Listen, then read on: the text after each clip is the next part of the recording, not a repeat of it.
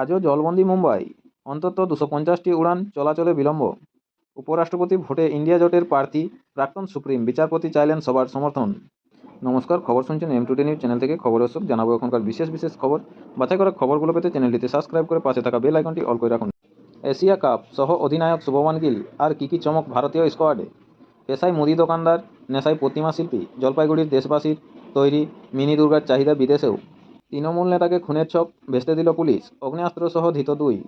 মধ্যমগ্রামে IED বিস্ফোরণ, প্রেমিকার স্বামীকে মারতে এসে হত যোগীরাজ্যের যুবক। ভোট চুরির নতুন অস্ত্র, এসআইআর বিহারে যাত্রায় বেরিয়ে মন্তব্য রাহুলের। কমিশনের নজরে 50 থেকে 80 বয়সীদের নতুন ভোটার হওয়ার গুচ্ছ আবেদন। এআই ধ্বংস করছে পরিবেশ, বাড়বে বন্যা অনাবৃষ্টি, সতর্কবার্তা বিশেষজ্ঞদের। কুলিং প্রসেসে বিপুল খরচ হচ্ছে বিদ্যুৎ ও জলের। মৎস্যজীবীদের সমুদ্রে না যাওয়ার পরামর্শ আবহাওয়া দপ্তরের। 20 বছর আগেই সেই অপহরণ রোমা ঝাওয়ার। বাংলায় 6 মাসেই সর্পদংশনের শিকার 36,000, মৃত 129। অপারেশন সিঁদুর, করাচি বন্দর থেকে যুদ্ধজাহাজ সরিয়ে ফেলে ইসলামাবাদ। উপগ্রহ চিত্রে ফাঁস, ভারতের হয়ে পাকিস্তানের কাঁপুনি। শিল্পপতি অরবিন্দ ধামের জামিনের আবেদন খারিজ দিল্লি হাইকোর্টের। দিল্লি এনসিআরে বিক্ষিপ্তভাবে প্রবল ঝড় ও বৃষ্টি, জারি কমলা সতর্কতা। কুলটির চীনাকুড়ি এলাকায় এক ব্যক্তিকে পিটিয়ে খুনের অভিযোগ। আনন্দপুরের চীনা মন্দির এলাকায় খাল থেকে যুবকের দেহ উদ্ধার। আপনারা এতক্ষণ শুনলেন সংবাদ শিরোনাম, আসবো বিস্তারিত খবরে। উপরাষ্ট্রপতি ভোটে ইন্ডিয়া জোটের প্রার্থী প্রাক্তন সুপ্রিম বিচারপতি চাইলেন সবার সমর্থন। নয়াদিল্লি, উপরাষ্ট্রপতি পদে প্রার্থী নির্বাচনে বড় চমক বিরোধী শিবিরের। এই ভোটে সিপি রাধাকৃষ্ণনকে প্রার্থী করেছে এনডিএ। আরএসএসের বর্ষিয়ান এই নেতার বিক্ষোভে বিরোধী ইন্ডিয়া জোট প্রার্থী করল সুদর্শন রেড্ডিকে, যিনি একসময় সুপ্রিম কোর্টের বিচারপতির দায়িত্ব সামলেছেন, ছিলেন গুয়াহাটি হাইকোর্টের প্রধান বিচারপতি পদেও। উপরাষ্ট্রপতি পদে ইন্ডিয়া জোটের হিসেবে প্রাক্তন বিচারপতি রেড্ডির নাম আজ আনুষ্ঠানিকভাবে ঘোষণা করেন কংগ্রেস সভাপতি মল্লিকার্জুন খড়গে। একসময় দক্ষ হাতে বিচারের দায়িত্ব পালন করেছেন। 2011 সালে অবসর নেন দেশের শীর্ষ আদালতের বিচারপতি পদ থেকে। এবার ভোটের ময়দানে এনডিএ প্রার্থীকে কড়া চ্যালেঞ্জ ছুঁড়ে দিতে তিনি যে প্রস্তুত, তা প্রথম দিনেই বুঝিয়ে দিলেন সুদর্শন রেড্ডি। শুধু বিরোধী নয়, উপরাষ্ট্রপতি পদে বিরোধীদের সমর্থনও চাইলেন ইন্ডিয়ার প্রার্থী হিসেবে তার নাম ঘোষণা করে। কংগ্রেস সভাপতি মল্লিকার্জুন খড়গে বলেন, এই ভোট হতে চলেছে নীতির লড়াই। গণতান্ত্রিক মূল্যবোধ আজ সংকটে। সমস্ত বিরোধী দল মিলে প্রার্থীর নাম চূড়ান্ত করা হয়েছে। রাজ্যসভার বিরোধী দলনেতা খড়গের এই সাংবাদিক বৈঠকের কয়েক ঘন্টা আগে অবশ্য প্রধানমন্ত্রী নরেন্দ্র মোদীর তরফে বিরোধীদের কাছে বার্তা পাঠানো হয়েছিল, উপরাষ্ট্রপতি পদে এনডিএ প্রার্থী সিপি রাধাকৃষ্ণনকে সমর্থন করুন। বিরোধীদের কাছে এমনই আবেদন করেন প্রধানমন্ত্রী। এদিন সকালে সংসদ চত্বরে বৈঠকে বসেছিল এনডিএর সংসদীয় দল। বৈঠকে উপস্থিত ছিলেন বিজেপি ও তার শরিক দলের নেতারা। এই বৈঠকে রাধাকৃষ্ণনের হয়ে ব্যাট ধরতে দেখা যায় প্রধানমন্ত্রীকে। আজও জলবন্দী মুম্বাই, অন্তত 250টি উড়ান চলাচলে বিলম্ব। মুম্বাই, গত কয়েকদিন থেকেই প্রবল বৃষ্টি শুরু হয়েছে মুম্বাইয়ে। আজ মঙ্গলবারও তা থামার কোনো লক্ষণ নেই, বরং বাড়ছে তেজ, যার জেরে বিপর্যস্ত বাণিজ্য নগরী। শহরের কোথাও হাঁটু পর্যন্ত জল জমে গিয়েছে, কোথাও বা জল কোমর সমান, যার জেরে ব্যাহত মুম্বাই ও শহরতলির বিস্তীর্ণ এলাকার যান চলাচল। বেশ কিছু বাসের রুটে যাত্রাপথ ঘুরিয়ে দেওয়া হয়েছে, বহু লাইনে জল জমে যাওয়ায় ব্যাহত ট্রেন চলাচলও। অন্তত 20 থেকে 30 মিনিট দেরিতে চলছে শহরের লাইফলাইন লোকাল ট্রেন। গতকালের মতো এদিনও বৃষ্টির ব্যাপক প্রভাব পড়েছে উড়ান পরিষেবার উপরে। দৃশ্যমানতার সমস্যায় সকাল থেকে অন্তত 250টি উড়ান চলাচলে দেরি হয়েছে বলে সূত্রের খবর। ইতিমধ্যে ট্রাভেল অ্যাডভাইজারি জারি করা হয়েছে একাধিক উড়ান সংস্থার তরফেও। আজও মুম্বাইয়ে অতি ভারী বৃষ্টির পূর্বাভাস দিয়েছে আবহাওয়া দপ্তর। জারি হয়েছে লাল সতর্কতা, যার পরিপ্রেক্ষিতে এদিনও শহরের সমস্ত স্কুল ও কলেজে আগেভাগেই ছুটি ঘোষণা করা হয়। বন্ধ সমস্ত সরকারি, আধা সরকারি ও পুরসভার দপ্তর।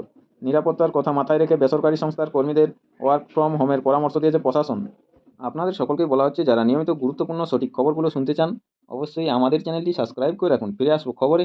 এশিয়া কাপ সহ অধিনায়ক শুভমান গিল আর কী চমক ভারতীয় স্কোয়াডে। মুম্বাই, আগামী 9ই সেপ্টেম্বর শুরু হতে চলেছে এশিয়া কাপ। প্রত্যাশা মতো আজ মঙ্গলবার আনুষ্ঠানিকভাবে 15 জনের ভারতীয় স্কোয়াড ঘোষণা করল বিসিসিআই। তাতে সবচেয়ে বেশি চর্চা শুভমান গিলকে ঘিরে। তাকে সহ অধিনায়ক হিসেবে বেছে নেওয়া হয়েছে। এছাড়া দলে জায়গা পাকা করেছেন জসপ্রীত বুমরাহ। এশিয়া কাপ টি-20তে ভারতীয় দলের নেতৃত্বভার থাকছে সূর্যকুমার যাদবের কাঁধে। আরও একবার তাকে এই গুরুদায়িত্বের জন্য বেছে নেওয়া হয়েছে। এশিয়া কাপ আয়োজনের জন্য প্রস্তুত মরুভূমির দেশ সংযুক্ত আরব আমিরশাহী। সেপ্টেম্বরের 9 থেকে 28 তারিখ পর্যন্ত চলবে প্রতিযোগিতা। ভারতের অভিযান শুরু 10ই সেপ্টেম্বর। প্রতিপক্ষ আয়োজক দেশ। পাকিস্তানের বিরুদ্ধে ম্যাচ বয়কটের দাবি যতই তীব্র হোক, ভারতীয় ক্রিকেট বোর্ডে তা নিয়ে কোনো হেলদোল নেই। সব ঠিকঠাক থাকলে 14ই সেপ্টেম্বর দুবাইতে ভারত পাক মহারণ। এশিয়া কাপের দল বেছে নেওয়ার ক্ষেত্রে ধারাবাহিকতাকে বিশেষ গুরুত্ব দিতে দেখা গেল ভারতীয় নির্বাচকদের, যে কারণে টি-20 দলের অধিনায়ক হিসেবে আরও একবার দায়িত্ব পেলেন সূর্যকুমার। তার সহকারী হিসেবে শুভমান গিলের নাম ঘোষণা অনেককে বিস্মিত করেছে। উইকেটরক্ষক হিসেবে প্রথম থেকে পছন্দের তালিকায় শীর্ষে সঞ্জু স্যামসন। দ্বিতীয় হিসেবে জিতেশ শর্মা ও ধ্রুব জুরেলের মধ্যে কাকে বেছে নেওয়া হবে তা নিয়ে মূলত চলছিল জল্পনা। শেষ পর্যন্ত শিকে ছিঁড়েছে জিতেশের। এক নজরে ভারতীয় দল: সূর্যকুমার যাদব অধিনায়ক, শুভমান গিল সহ অধিনায়ক, অভিষেক শর্মা, তিলক বর্মা, হার্দিক পান্ডিয়া, শিবম দুবে, অক্ষর প্যাটেল, জিতেশ শর্মা উইকেট রক্ষক, জসপ্রীত বুমরাহ, অর্শদীপ সিং, বরুণ চক্রবর্তী, কুলদীপ যাদব, সঞ্জু স্যামসন উইকেট রক্ষক, হর্ষিত রানা ও রিঙ্কু সিং। পেশায় মুদির দোকানদার, নেশায় প্রতিমা শিল্পী। জলপাইগুড়ির দেশ সিমেন্ট তৈরি মিনি দুর্গার চাহিদা বিদেশেও। জলপাইগুড়ি পেশায় তিনি মুদি দোকানদার, কিন্তু নেশায় প্রতিমা শিল্পী। নেশার টানেই গড়েন মিনি দুর্গা, সেই প্রতিমার বরাত আসে দেশের গণ্ডি ছাড়িয়ে বিদেশ থেকেও। জলপাইগুড়ির দেবাশিস ঝা, বয়স 55, ছোটবেলা থেকেই দুর্গা প্রতিমা গড়েন, আজও সেই উৎসাহে বিন্দুমাত্র ভাটা পড়েনি, ছাড়তে পারেননি মূর্তি গড়ার নেশা। জলপাইগুড়ির খড়িয়া পঞ্চায়েত রাখালদেবী এলাকার বাসিন্দা দেবাশিস পরিবারের কেউ কোনোদিন প্রতিমা শিল্পী ছিলেন না, কিন্তু ছোট থেকেই মূর্তি গড়ার প্রতি ঝোঁক দেবাশিসের। কাদামাটি নিয়ে নাড়াচাড়া করতে করতেই মূর্তি গড়ার কাজ শুরু। নানা পরীক্ষা নিরীক্ষার পর এখন তিনি মিনি দুর্গার শিল্পী হিসেবে জেলার পরিচিত মুখ। কখনো 5 ইঞ্চির মাটির দুর্গা প্রতিমা ছাড়া ফেলেছেন দেবাশিস, কখনো আবার গড়েছেন 10 ইঞ্চির দুর্গা। তার তৈরি প্রতিমা উত্তরবঙ্গের বিভিন্ন জেলার পাশাপাশি গিয়েছে অসম, রাজস্থান, এমনকি নেপালে। এবছর 4টি মিনি দুর্গা বানিয়েছেন দেবাশিস, একটি 8 ইঞ্চির, বাকি 3টি 6 ইঞ্চির। 8 ইঞ্চির ও 10 ইঞ্চির একটি প্রতিমা ইতিমধ্যে বিক্রি হয়ে গিয়েছে। জলপাইগুড়ির কদমতলার একটি পুজো কমিটি ওই প্রতিমা নিয়েছেন। তার আশা এবারও ভিন রাজ্য কিংবা বিদেশ থেকে দুর্গার বয়না আসবে। স্বামী ও স্ত্রী, এক সন্তানকে নিয়ে সংসার দেবাশিস বাবুর। ছেলে আইটিআই পড়ছেন, স্ত্রী বেবি ঝা প্রতিমা তৈরির কাজে সাহায্য করেন। বাড়িতে একটা ছোট মুদির দোকান, মাঝে মধ্যে পুরোহিতের কাজও করেন। বাকি সময়টা মূর্তি তৈরির বুধ হয়ে থাকেন ওই পৌর। শুরুটা হয়েছিল কিভাবে? দেবাশিসের কথায় তখন তিনি 4র্থ শ্রেণীর পড়ুয়া। হঠাৎ শখ জাগে মূর্তি বানানোর। পালপাড়ায় মৃৎশিল্পীদের কারখানার সামনে দাঁড়িয়ে ঘন্টার পর ঘন্টা দাঁড়িয়ে দেখতাম কিভাবে মূর্তি তৈরি করেন তারা। তারপর নিজেই বাড়ি ফিরে কাদামাটি নিয়ে শুরু করি। তিনি আরও বলেন, সমস্যা দাঁড়ায় প্রতিমার মুখ নিয়ে। কোনো প্রতিমা শিল্পী ছাঁচ দিতে চাননি। অনেক ঘুরে এক প্রবীণ শিল্পী প্রতিমার মুখের একটা পুরনো ছাঁচ দেন, সেটা বালিশের পাশে নিয়ে ঘুমাতাম, সারাক্ষণ দেখতাম আর ভাবতাম কিভাবে প্রতিমার মুখ বানাতে হয়। জলপাইগুড়ি আনন্দচন্দ্র কমার্স কলেজে পড়াশোনা করেছেন দেবাশিস। মন প্রাণ জুড়ে প্রতিমা তৈরির নেশা থাকলেও এটা পেশা করতে পারেননি, খুলতে হয়েছে মুদি দোকান। তার কথায় প্রথমে বড় প্রতিমা বানিয়ে বাড়িতে পুজো করতাম, কিন্তু তিলে তিলে গড়া সেই প্রতিমা যখন বিসর্জন দিতে হলো তখন কান্না পেয়ে যেত। তাই মিনি প্রতিমা বানানো শুরু করি, নিজের হাতেই খুদে দুর্গার সাজ বানাই। তৃণমূল নেতাকে খুনের চোখ ভেস্তে দিল পুলিশ, আগ্নেয়াস্ত্র সহ ধৃত 2। প্রতিদিন নিয়মিত সঠিক গুরুত্বপূর্ণ খবরগুলো শোনার জন্য আমাদের চ্যানেলটি অবশ্যই সাবস্ক্রাইব করে রাখুন। ফিরে আসবো খবরে। সিউড়ি বিধায়ক ঘনিষ্ঠ তৃণমূল নেতাকে খুনের চোখ।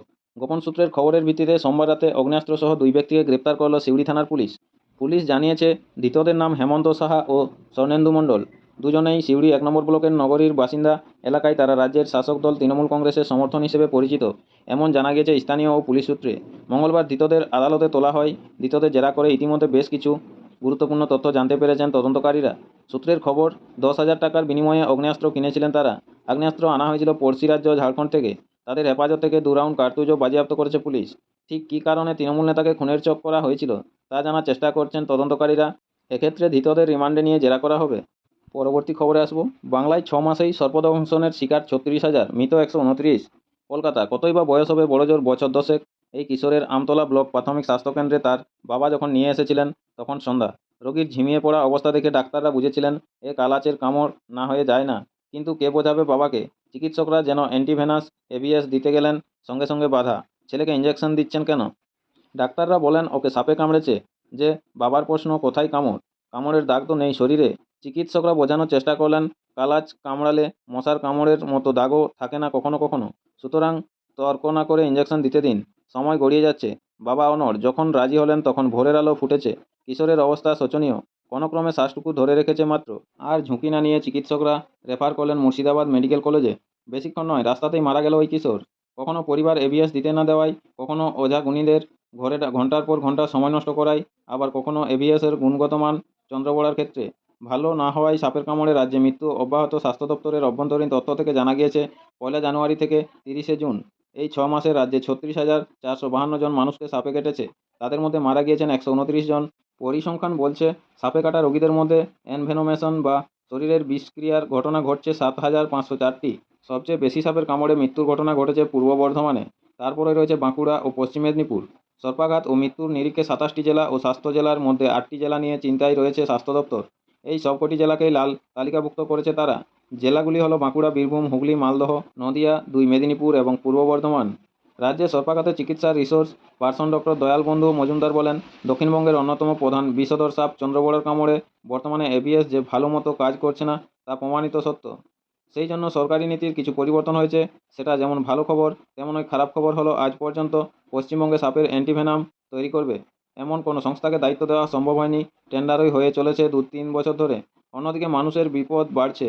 স্বাস্থ্য দপ্তর সূত্রে খবর, বাংলার বিষধর সাপ থেকে বিষ সংগ্রহ করার জন্য মনসা বায়োটেক নামে একটি সংস্থাকে দায়িত্ব দেওয়া হয়েছে, কিন্তু সেই বিষ থেকে এভিএস তৈরির জন্য সংস্থা বাছাইয়ের কাজ মাসের পর মাস ধরে চলছেই।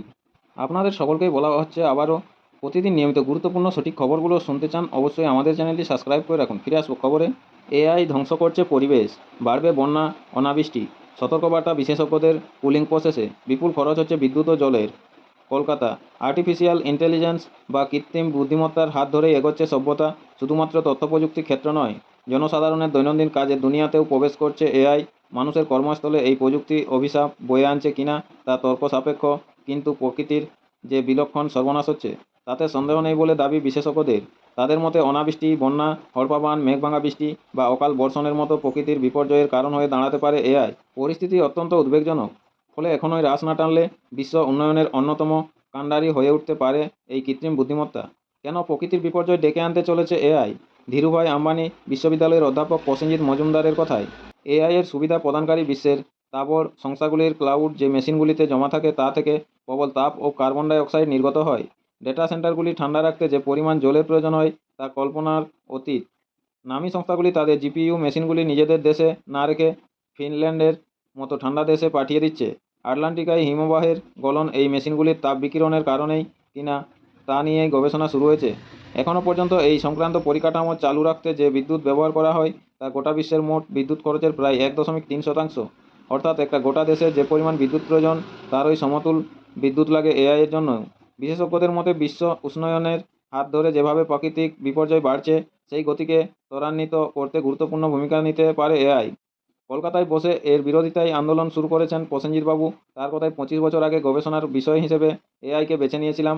তখন এই প্রযুক্তির বহিঃপ্রকাশ আজকের মতো ছিল না, কিন্তু এই কবছরে আমূল বদলে গিয়েছে পরিস্থিতি। যাবতীয় প্রাকৃতিক ক্ষতি সাধনকারী এআইকে তকমা দেওয়া হয়েছে রেড এআই নামে। এর বিরোধিতাও শুরু হয়েছে বিশ্বের সর্বত্র। বিশেষত ইউরোপে বিকল্প হিসেবে সামনে এসেছে গ্রিন এআই।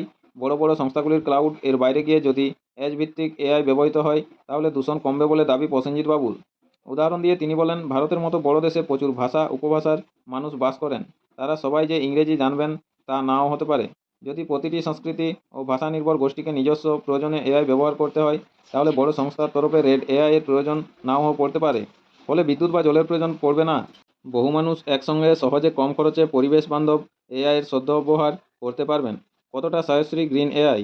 হিসেব বলছে, যদি কোনো ব্যক্তি এআই নির্ভর আইনি পরামর্শ চান তাহলে রেড এআই এ তার খরচ মাসিক $200 পর্যন্ত হতে পারে, কিন্তু গ্রিন এআই সেই পরিষেবাই দিতে পারে মাত্র $200 এআই বিশেষত গ্রিন এআইকে এদেশের শিক্ষা ব্যবস্থার সঙ্গে যুক্ত করার পক্ষে সওয়াল করেন ইন্ডিয়ান স্ট্যাটিস্টিক্যাল ইনস্টিটিউটের অধ্যাপক Mandar Mitra, Indian association for the cultivation of সায়েন্সের অধ্যাপক দেবশ্রী সানাল, অধ্যাপক আদিনাথ সরকার, শিল্প বিশেষজ্ঞ কৌস্তব দত্ত প্রমুখ বিশিষ্টরা।